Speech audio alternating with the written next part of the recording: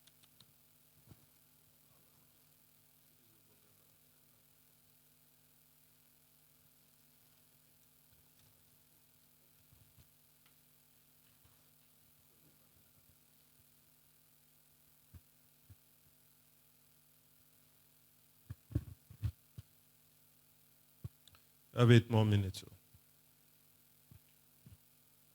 Remember, if you are finished, indicate and quickly give them because they need to input it somewhere. So if you are finished writing, please indicate to them so that they go and do it. And if you are doing online, just press submit.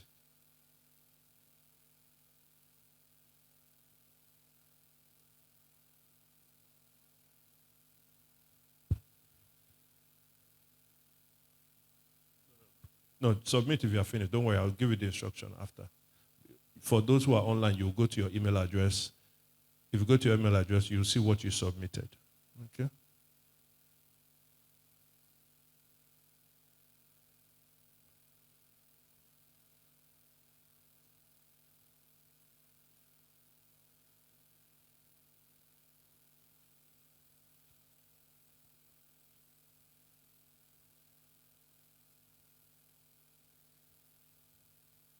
Okay, thank you. People have started submitting. So once you are done inputting it, please put it here, and then you come and look for your script here, okay? So we're going to we'll put it on that place there. Then we'll come and look for your script. So those who have submitted and they've collected it from you, they'll put your script here and you come and collect it, okay? After.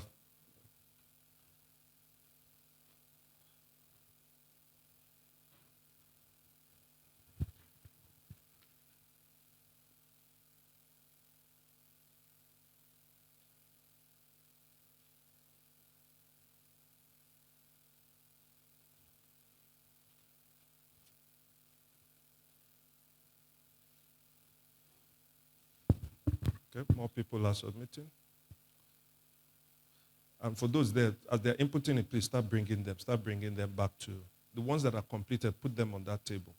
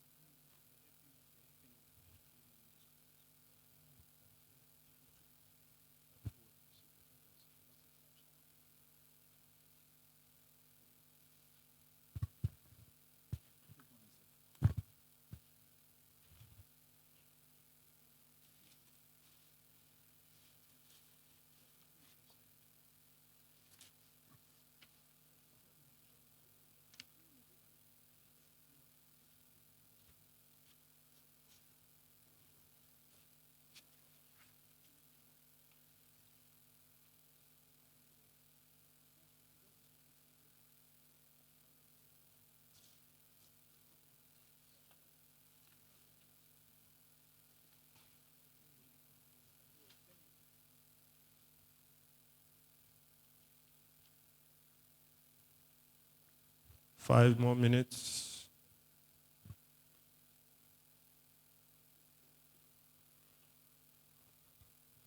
What's what have you done? You submitted. I was about to say because I will collect that cake from you. Elders, submitted. Tosin, you're still on it. Jimmy, you're still on it.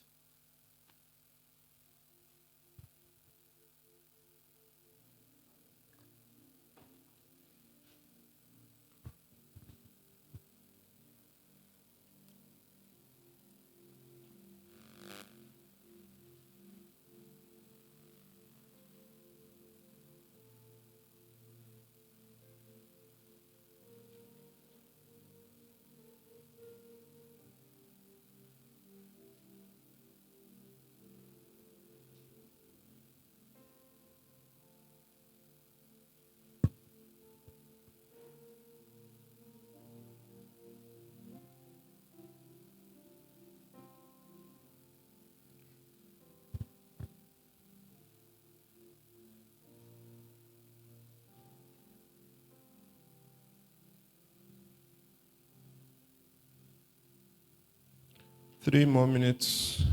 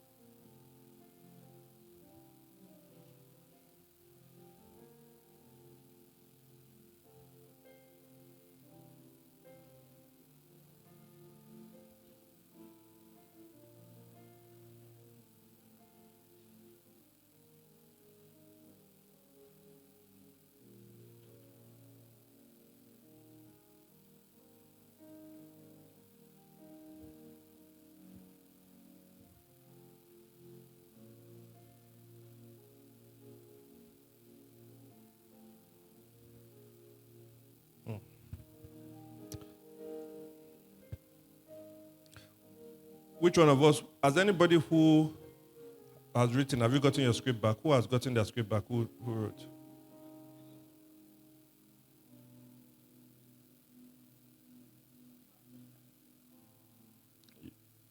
If you're filled online, you go to your email address that you submitted. You've seen it there. Okay. Don't worry, I'll tell you what to do.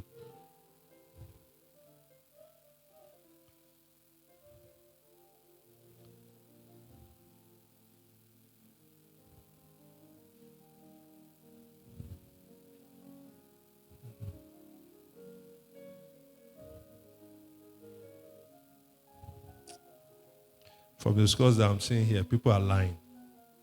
The people are lying. But don't worry, we'll see. The online people are not telling the truth. Online people.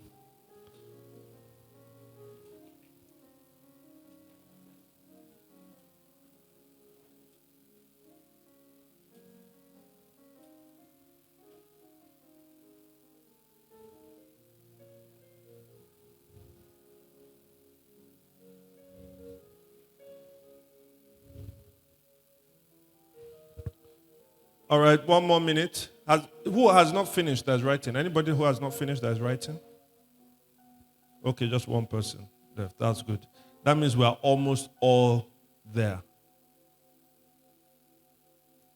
I need some of the. Are there people? I need some people to get their script back. If there are people whose scripts, you can give them back now.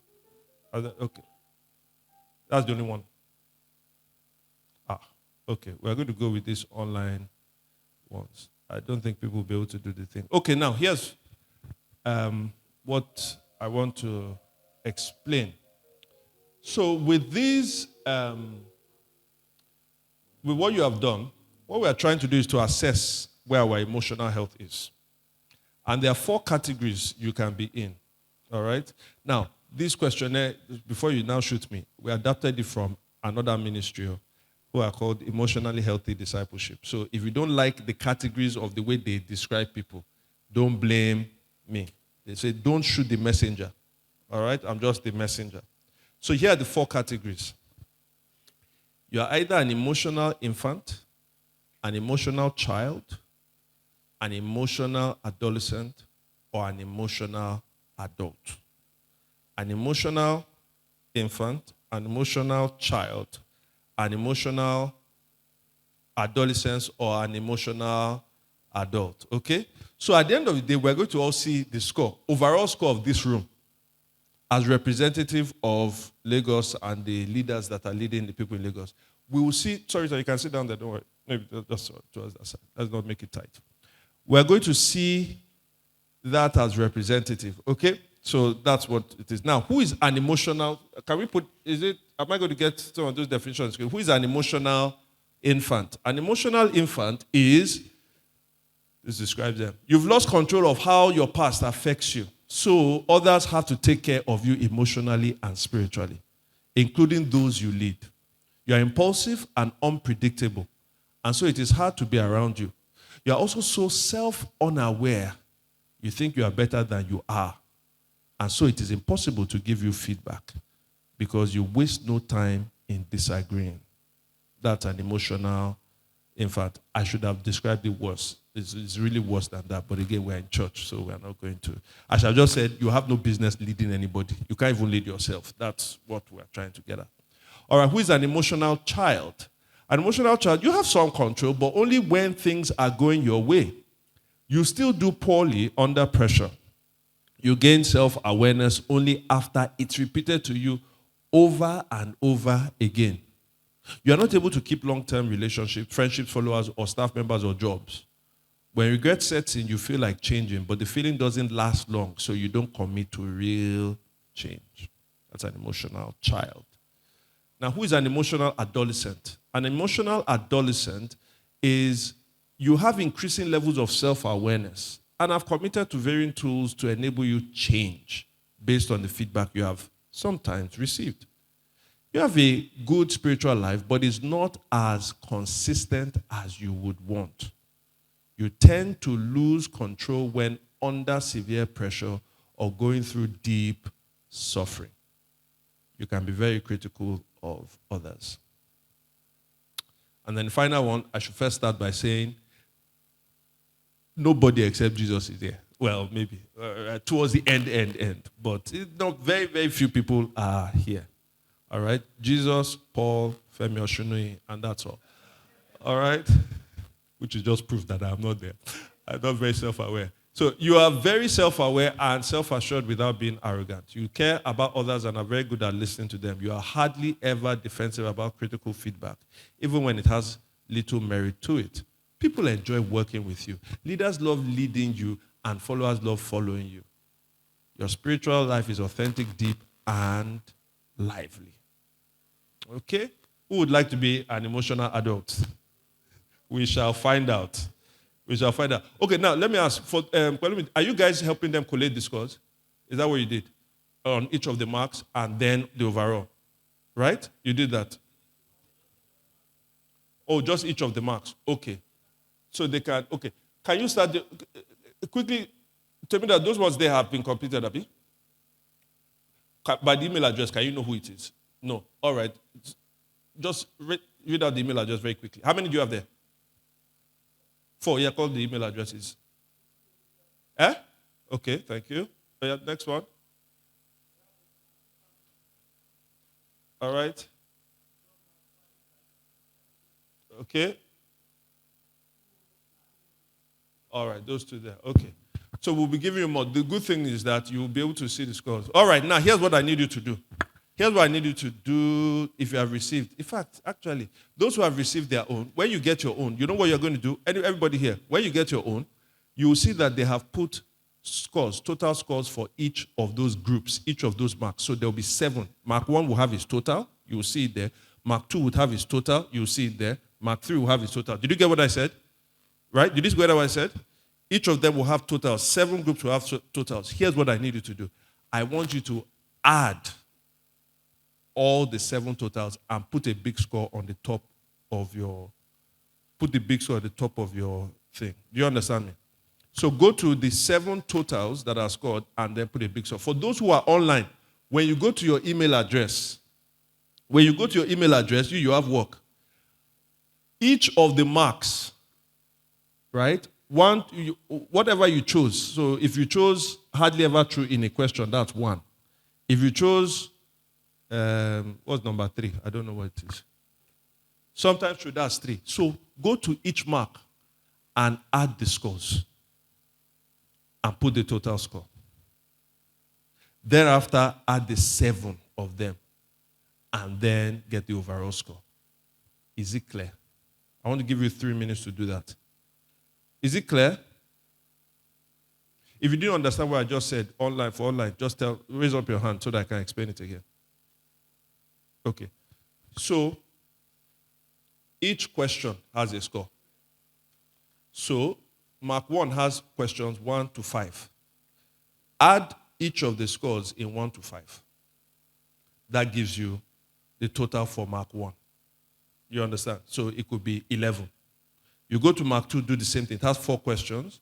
Add each of the whatever. And so when you now do each of them, so maybe you have 11, 8, 12, 15. The 7 things you add those 7.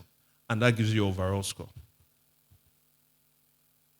Sorry, I know it's tedious. You people have to walk. You came all the way here. So you must walk a bit so that we know where we are. Let me check.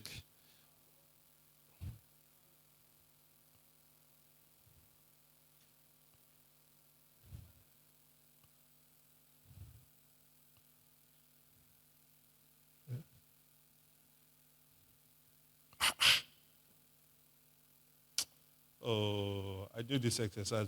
Now I'm even looking at the score. I'm even more convinced that people are not being honest. But we take it. We take it. At the end of the day, it's not me that is watching. It's God that is watching. All right, quickly. I'll give you 3 minutes to do that. 3 minutes. So, Pastor Cole, they should have just given you the total. The total should already be there, right there. And so just add the 7 of them. And the 7 of them should give you the overall, put it in a circle at the top.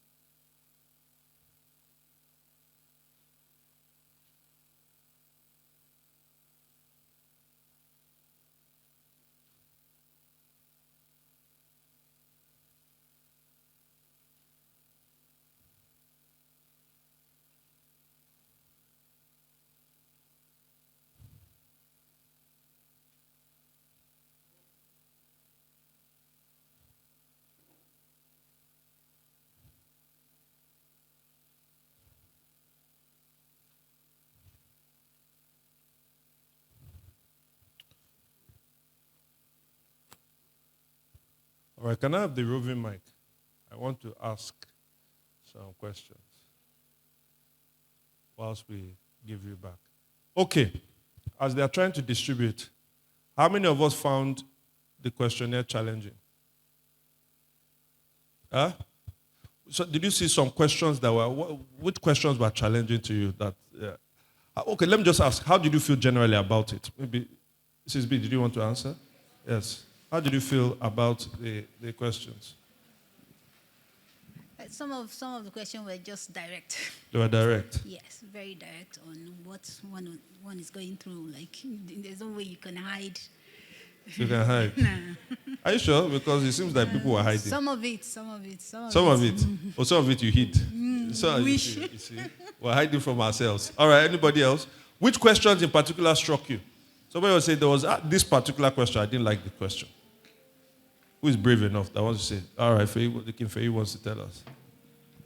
Yeah, I think the question around how you dealt with your past and whether you've been able to process that and how it affects that was very uncomfortable. That was uncomfortable. Anybody else wants to talk about one or two questions? Anybody? Okay, Chinaya, thank you. I think the questions where it asks what other people think of you are difficult because there's a difference between what you think other people think of you and what they actually think. Exactly, that was good. Pastor Dom was lucky because his wife was right next to him. So he wasn't quite sure. I said, don't worry, just listen to her. I'm not sure he listened to her, so that should tell you something.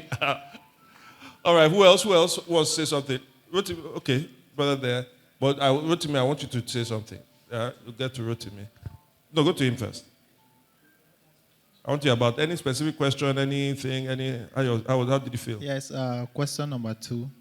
Of which one? Of which man? When I become anxious or feel like I have too much to do, too little time, I stop and slow down to be with God and myself as a way to reset.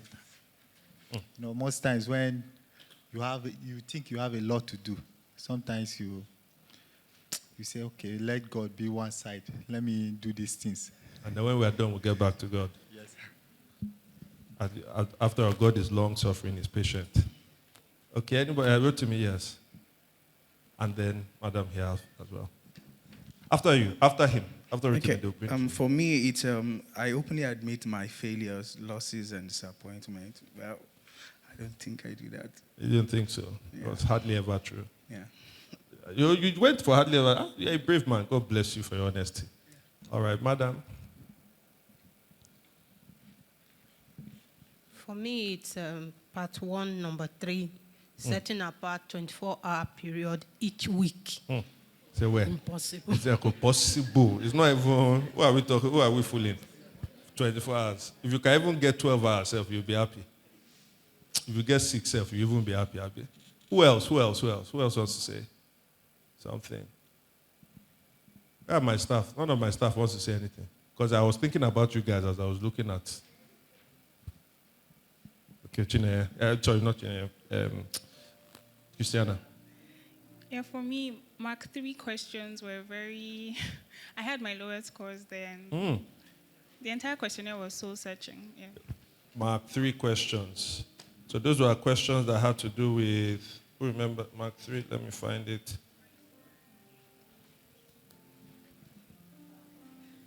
Mark 3. Yes, okay. People never accuse me of trying to do or overdo things. I'm regularly able to say no to requests and opportunities rather than risk extending myself. It's easy for me to distinguish between when to help carry someone else's burden and when to let go. Those close to me, I think in fact, there's this one. Yeah, those close to me would say that I am good at balancing family, rest, work, and play in a biblical way. Okay. Anybody else, which maybe a particular mark was the one that was uncomfortable, not just a question, maybe a particular mark, which one? Mark 3? No, Pelumi, don't worry. I had already put you down. Mark 3. 1, 1, 1, 1, everywhere. Pastor K, like I was like, let me hear from Pastor K. It's true. Pastor K. I think for me, it was actually the first question. Mark 1, right? Yeah. Oh, the first question, go. Yeah, 1 of 1. The first one, it says, I spend sufficient time alone with God to sustain my work for God so that I live out of a cup that overflows. I feel like I never have that sufficient time enough for me to flow from that place. That's tough. Thanks for that honesty. Okay, I want to get 2 more comments. Pastor Dom. Pastor Dom. I kind of wish as if it were possible for maybe someone who works with me or my wife answer it for me. For you? Yes. That's how uncomfortable it is. Yes. But the thing about it is part of the issue is that we find it difficult to be honest with ourselves. So going through this exercise is actually to bring us to the place of discomfort with ourselves. And I can assure you that I know I've had that problem in the past at an acute level. I still struggle with it, right? Hopefully I'm getting better. But I can assure you, because many of us are doing this for the first time, I know for a certainty that the overall scores, they are wrong. I just know that for a certainty. And that already shows because it's that uncomfortable. Okay.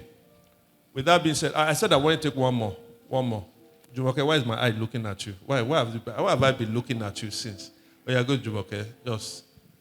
Everything was hard. She said everything. All right, that's a nice one. That's a nice one. All right, okay. So, now, I want to reveal the overall score. Remember, what are the 4 categories? 4 categories are what? Emotional infant. All right, show me the grades, the scores, right? Show me the scores. So, is this blocking? It's blocking. It's okay. 30 to 60. 30 to 60 is an emotional infant. 61 to 90 is an emotional child. Emotional adolescence is 91 to 120. Right? And then emotional adult is 121 to 150. In fact, maybe I can even keep this thing here. Right? It's 121 to 150. Now, you can check your own overall score. Your own overall score should tell you where you are. Don't look at somebody else's own. Don't look at somebody else's own. Some husbands are wishing their wives came today. Some wives are wondering why their husband, why didn't they come? They didn't hear God. That's the problem. Okay, so let me tell you, as a group, what we scored. Where do you think we are? As a group, where do you think? Who wants to venture? Emotional child. When you say emotional child, like around what score do you think we should be? In the 80s, 70s? Somebody said 70 is too small. We are that emotionally balanced. Somebody said, so you think 80s? You think, who said 70s? Wura said 70, Pelumi said 70, blah, blah. I firmly believe this group, both from prophecy and we should be it should be in the late 60s or early 70s. I am sure. Because I know what that should produce, and that's what's produced in this nation. The overall score that was given, 98.5. Turn to your neighbor and say, you're a liar. Everybody, 98.5. Now we are laughing, but because you just kept on putting, you kept putting, I strongly agree, 98.5. And again, as I said, this is part of the problem. Now, here's the other thing I want us to do. You can take each mark, because each mark, there are different things they are trying to test. So you can see the different scores in your mark. Now, 1 and 7 have a different grade. 2 to 6 have a different grade. Don't want to show them? Okay. So marks 1 and 7, because they have 5 questions. The other ones have 4 questions. So marks 1 and 7. So you can compare. You're an emotional infant if you scored 5 to 10. If you scored 11 to 15, 16 to 20, you're 11, 15 child, adolescent 16 to 20, and adult 21 to 25. That's marks 1 and 7. But marks 2, 3, 4, 5, and 6. 4 to 8, infant. 9 to 12, child. 13 to 16, adolescent. 17 to 20, adult. So even if you can say, man, I scored 115. check where are the ones you particularly have to work on. Because what you will find is you may be an adolescent in one, but you actually may be an infant in another one. Or you may be a child in another one. And to be honest, I would say this in prayer, you need to go back to God in prayer about this. But if you have a spouse or something, I think you should discuss. I think you can discuss with yourselves and say, if you have staff members and you need to confess if you are the leader, I think you should. To say, I'm sorry, I'm a child that's been leading you. Can I get help? Like, or somebody, can I get help back with this? So let me tell you the averages for each of them, right? Averages. No, sorry, Tommy. Hold on. For each, Mark 1, all of us, Mark 1, it says that we are, Mark 1, the score is 14.26, emotional child. That's all of us, Mark 1, emotional child. Mark 2, so Mark 2, that's Mark 1 there. Now, we're going to Mark 2. Mark 2, it says it's 13.76, just an adolescent. Mark 3 is 11.55, child. Mark 3, child. So two children, one adolescent. Mark 4, 13.78, adolescent. Mark 5, 13.93, almost 14, adolescent. Mark 6, 13.98, adolescent. Mark 7, 17.28. All right, so you end up having, I think, 3 children, and or is it 2 children and 5 adults? I didn't count. All right, bring it back. Thank you. All right. Who wants to know my score? Who wants to know my score? It was very uncomfortable feeling it. Very uncomfortable. I'm not telling you. You didn't tell me your own. See problem. Yeah. But what do you think? But who wants to venture what I got? Who wants to venture? Staff. Maybe I'm not going to ask my wife. Hey, oh yeah, go ahead. Do you see what did I get? It's just interesting to know. 100. She said 100. Only 100. Only. Do you see? You that I greet you with a smile every time. I'm always trying to inspire you. Just 100. Wow. 119. It's a lie. It's a lie. I'm not going to tell you what I got. Now, why is this? Thank you, Elijah. Why is this important? And I'm very serious. I don't believe we're 98.5, and I don't think we believe that we're 98.5. I really do believe that we are somewhere in the late 60s to early 70s, if we are honest. This is why we need therapists. This is why, as Pastor Dom said, that sometimes it's good to have somebody bring it out of us. And let me tell you why this is important for leadership. Emotional health. Why is it important for leadership? Because the state of your emotional health leads to the state of your social health. Can I say that again? The state of your emotional health leads to the state of your social health. What is emotional health? Emotional health is who you are on the inside, at your core. But who you are is the one that interacts with people around. And so how you are within is going to affect the kind of relationship that you are in. If you are unhealthy emotionally, it's going to affect the people you lead. It's going to affect your relationships. Are you following me? How do I prove this? Matthew 12, verse 34. We all know it. That the mouth speaks of what the heart is full of. Out of the abundance of the heart, the mouth what? Speaks. So in other words, we speak to socialize, but we speak based on who we are. Jesus says that a good tree cannot produce bad fruit.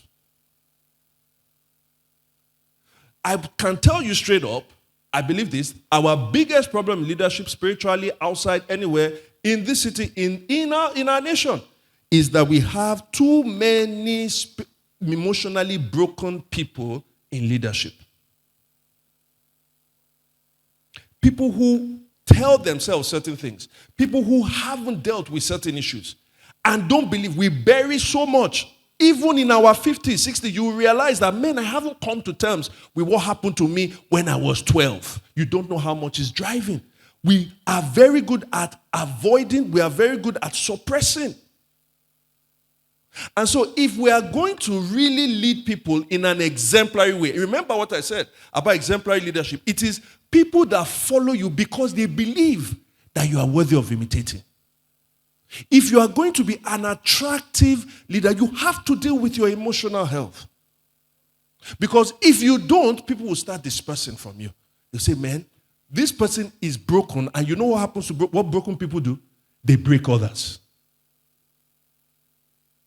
So I want to tell you, if our emotional health leads to our social health, let me tell you where our emotional health is derived from.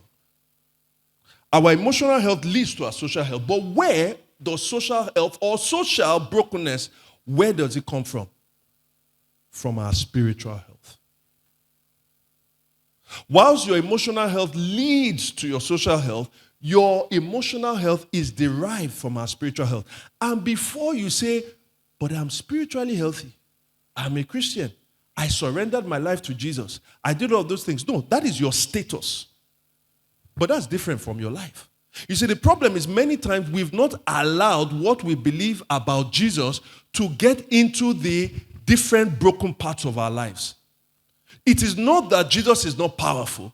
It is that we've not given him room to those aspects of our lives, either because we have suppressed them or we are not even aware of them. How we often read our emotional health is, how do we lead people? How do we interact with people? So I want to give you one particular way we are spiritually unhealthy. One tactic that the enemy uses, even though he expresses it in different ways. Now, if you don't know that the enemy is attacking you, better know now. The problem is the enemy attacks us often not in the way we think.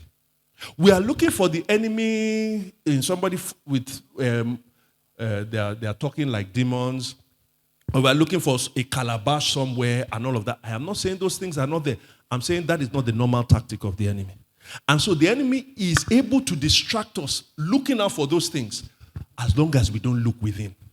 The greatest battle you and I face is not the battle outside, it is the battle within. But the enemy is so good at distracting us from the battle within. In fact, that is why you find fault more with people. Because if you find fault more with people, you cannot find fault with yourself. If you find fault with yourself, that's the first place that you can get delivered. So the enemy is going to distract you with people so that you don't look at yourself. And all the while, he's doing his work in you so that you can continue to break people. Are you following? So why is it that many times we are spiritually broken? The enemy attacks us. And you say, but no, I'm a mature woman or a mature man in Christ. That is what makes you prime for his attack. Because if he can get to leaders, or he can get to quote-unquote mature people, he knows that all the others that are following them will also be broken. I say, no. You don't know, I am spiritually on fire. Can I put that whole thing to rest? If the enemy attacked Jesus, who are you not to be attacked? Now, do you remember, I want to show you how one of the tactics he uses. I don't know of anyone, there are very few people I know in this world that he doesn't use this on. It comes with a statement that he comes to tell us. You know what that statement is? You are not enough. You are not enough. He has been using it from the beginning. He continues to use it today. But he uses it in different ways. So now I want us to think about Luke 4. Luke 4, why is that important? Because Jesus is about to start his ministry. In other words, Jesus at this point is not the Jesus that we know. This is at the beginning. He's not done any miracle. He's not famous for anything. This is Jesus at the beginning. And so what happens? The enemy comes to attack. One house. The enemy comes to attack him. And he attacks him consistently with an overall statement, you are not enough. How do I know? 3 times. He does different things. He gives him the first one. The first one is you have not done enough. The second one is you don't own enough. The third one is you are not known enough. You don't what? You have not done enough. You don't what? You don't own enough. And then what? you are not known enough. Let's take the first one. The first one is the temptation of performance. Give me Luke 4, verse 3. It says, the devil said to him, if you are the Son of God. So this is an identity issue. That's how I know he's trying to talk about whether you are enough or not. It's an identity issue. He's trying to prove, he's telling him, you need to prove that you are the Son of God. You say you are the Son of God. Maybe there are some people who say you are the Son of God. Do I really know whether you are the Son of God? If you are the Son of God, tell these stones to become bread. Now, remember, Jesus has not yet performed one miracle. He has not supposedly done one work for God. So he's saying, can you really say that you are the Son of God if you've not done anything for God? Brothers and sisters, one way the enemy comes to tempt us about how we are enough or not is, what have I even done? What have I even achieved? I am 36. Look at what my mates have been doing. I have not done anything of renown. Nobody really knows me. And I'm saying to those in ministry and those outside of ministry, we often compare ourselves with what other people have done. And so you look at the scale of what people have done and you say, look at what is it that I have even done, self? So every time you avoid certain places, what this then leads to is different kinds of things. It also leads to envy. Because now you look at yourself, you are feeling bad for what you've not done, but it's not the devil that you can see that's making you feel bad. It is that auntie or that uncle or that brother that you are both in university together, but look at his ministry, look at my own. So now you start envying him. You can't be happy for him for his sake. Why? Because he makes you feel bad about what it is that you have not achieved. So imagine you are leading people as somebody who does not believe that you are enough. The kind of way you will forcefully drive them. You will be blaming, at some point you turn to the people that are under you. It's because of you have not achieved enough. It's because you didn't do this thing. It's because your anger starts to burn against them. Are you following what I'm saying? When we feel we have not done enough, we then feel that we are not enough. And when we feel we are not enough, it breaks every relationship. For some of us, it is not that we drive people with anger. It is that we withdraw. I don't want people to see me. I don't want people to know where I am. If I remove all my pictures from social media, your social media pictures are the ones that were in 2008. That's it. Let's keep it there. At least that time I was still looking good. You understand? But the second thing he told him, he led him up a high place and showed him in an instant all the kingdoms of the world. And he said to him, I will give you all their authority and splendor. I will give you all these things. Don't forget, this is the point where Jesus doesn't have anything. He doesn't have a house. He said, foxes have holes. The birds of the air have a nest. But the Son of Man does not have a place to what? Lay his head. When they were looking for tax, it's not like he even had the money for the tax. He had to go and say, let's get it from a fish. He didn't have anything. And if you are the kind of person who may be okay, I feel like I've done some things. There is the aspect of, but I don't have enough things. 12 years in ministry, we don't even have a building. Or I've been working in management for 15 years and I've not been able to buy my own house. You start looking at the things that you don't have. Again, it leads to envy. You look at that other woman, that pastor woman, and say, look at her own gold, though. Me, I'm not wearing gold. You see, this is the thing. We can't voice out that we feel like this. I told you people, some of you, that the time God showed me that I had envy in my life, I was so embarrassed. At the age that I was, at the amount of time I was in ministry. So we start looking, we start comparing ourselves. Well, I don't have this, I don't have that.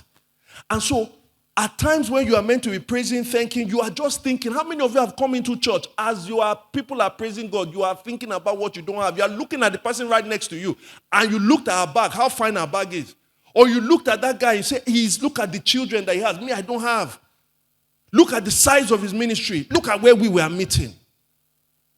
The enemy comes to say, you say that you are a daughter of God. You say that you are a son of God. If you are, you should have these things. But since you don't have it, guess what? I can give it to you. And so we are thinking. But all the while, that thing keeps telling us we are not enough. For some people, because they don't want to be reminded of their age, they start to dye their hair. I'm not saying there's anything wrong with dyeing hair, but I'm saying why. I'm saying there are people like they don't want to. I'm sorry if I've hurt anybody, but I think everybody here, I'm sure you are. Again, now I've gone to offend. I'm sorry, I didn't mean it that way. But it's because we keep saying, I'm not enough, I don't have enough. That is the temptation of possessions. The first is the temptation of what? Performance. The second one is the temptation of what? Possessions. The temptation of performance, you've not done enough. The temptation of possessions, you don't own enough. The last one is the temptation of popularity. You are not known enough. Look at verse 9. Verse 9, it says, the devil led him to Jerusalem. This is significant. He led him to Jerusalem and had him stand on the highest point of the temple. And the temple in Jerusalem was the highest building, was the tallest building. So if you are at the top of the temple, that's when people can see you. And he says, if you are the Son of God, throw yourself down from here for, you know what, he quotes the Psalms that he will give his angels charge over you.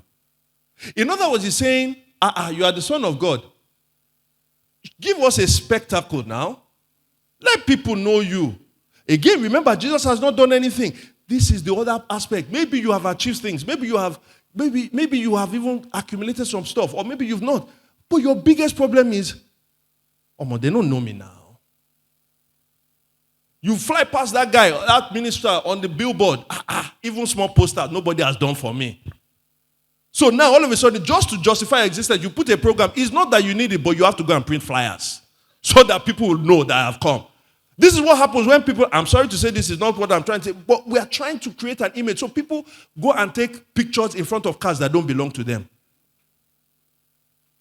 People want to do billboards about, I must look the best, so that when I'm coming in for this program, they will know that a general has arrived.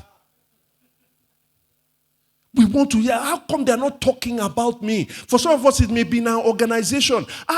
I've been here 6 years. Look at this little young girl. Everybody is singing and praise. What does she even know? No, I'm not saying she's not smart, but why is it that nobody is talking about me? You are not known enough. It didn't end here. In John chapter 7, I love this story. In John chapter 7, because in verse 5, it says, even his own brothers and sisters did not believe in him. But look at, if you read from 2 to 4, it says, John, the brothers of Jesus and Jesus' brother and sister, he said, wait, leave Galilee and go to Judea. Leave Newi, come to Lagos. If they are not in Newi, who knows you? Come to Lagos. He says, why? So that your disciples there may see the works that you do. 4, and listen to verse 4. No one who wants to become a public figure acts in, since you are doing these things, God, show yourself to the world. It's like, God, when is my time of my season of manifestation? My season of manifestation. Sometimes, many of us, our only relationship with God is based on a transaction. What's the transaction? That one day you are going to manifest me to the world. You see, this is not the vision I saw 8 years ago. I saw myself ministering to thousands and thousands of people. And so we judge ourselves based on that. Say, how old is Joshua Selman? I'm 10 years older than him. Look at all the people he's speaking to. How old? This person that is even talking that people know. I know Bible pastor now. So you start correcting all the, no, that one's not correct, that one's not correct. And then you start looking at God. Why is it that you gave this one popularity, not me? Me that I know this thing. Who? Jereze, in they pray. What has Jereze prayed? You start comparing yourself. Or you say this person that is now the senior manager at this point. Really? This person that has been, why? When we are doing all those discussions, we are really engaging in a place that is saying we are not enough. Temptation of the temptation of performance, the temptation of possessions, the temptation of popularity. You have not done enough, you don't own enough, you don't know, you are not known enough. Guys, brothers and sisters, at the heart of a lot of our emotional instability is we feel we are not enough. But notice, Jesus is the Son of God, not based on the things he has done, not based on the things he owns, or not based on how well he is known. He is the Son of God, full stop. So Jesus did not fall for any of the devil's temptations. Why? Because Jesus was secure in who he was. The problem is this: you are a son and you're a daughter of God, but we are not yet secure in that identity. And so Satan capitalizes on the insecurities of our past life, and he brings them into this one now, and it still enables us to be emotionally unstable. And as a result of that, people don't want to follow you. But can I say, don't listen to the lie of the enemy. You know why? Because only the one who made us can make us enough. Did somebody hear that? Only our maker can make us enough. Satan is not our maker. He is our destroyer. So whatever Satan offers us is not to make us enough, is to break us. Never listen to Satan. But what is God doing in us? It's not just that he's telling us, first and foremost, that you are my daughter or you're my son. Is that he will now give us a new self, remake us. Remember I said God is our maker. Give me Colossians chapter 3, verse 9. Listen to what it says in Colossians 3, right? It says, do not lie to each other, since you have taken off your old self with its practices. There is an old self that has certain practices. And then what did he say? And have put on the new self, which is being, you've come to the right place, which is being renewed in knowledge in the image of its creator. Turn to your neighbor and say, you are enough. We're enough in Christ. We have to start there. And I'm going to say a bit more in my second session, a little bit more about how the thing that is true, how do we take what is true and actually start to feel it in our hearts? Because our problem often is not knowledge. Our problem is feeling it. We are not driven by what we know. We're often driven by what we feel, what is in our hearts. How do we do that? Now, but before that, I want us to gather in threes. I want to gather in threes. Random threes. Don't gather with somebody you know. Now, do it now. Go in threes. You can go to different parts, threes. Don't gather with anyone you know or that you know for real well. Especially don't gather with somebody you came with. In threes. You could have, you people don't really know each other like that, so you can sit down. Threes. Not more than threes. Not more than threes. And maybe do your chairs in a way that you can speak to each other. Do your chair in a way that you can speak to each other.